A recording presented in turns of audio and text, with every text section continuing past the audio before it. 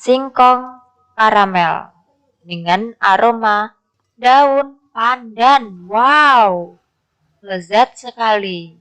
Assalamualaikum warahmatullahi wabarakatuh. Selamat datang di channel Face Kitchen. Masak masakan simple dengan hasil yang lezat.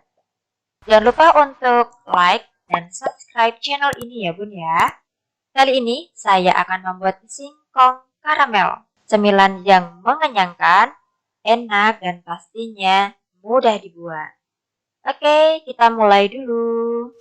Terlebih dahulu kita kupas singkongnya. Kita kupas dulu seperti ini. Kemudian kita kerok-kerok. Lah tuh jangan lupa untuk mencucinya. Ini dia bahannya, ada daun pandan dan juga gula jawa. Kita potong gula jawanya seperti ini agar mudah larut. Kemudian kita potong singkongnya. Ini dia pandan, ada gula jawa dan juga singkong. Siap untuk kita masak. Oke, kita rebus air terlebih dahulu. Kemudian kita masukkan singkongnya. Kemudian daun pandan. Dan juga kita masukkan gula jawa.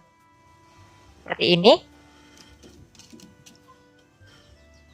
Jangan lupa untuk menambahkan sedikit garam agar lebih gurih rasanya ya bun ya. Oke, kita rebus sampai singkongnya matang dan airnya jadi lebih sedikit.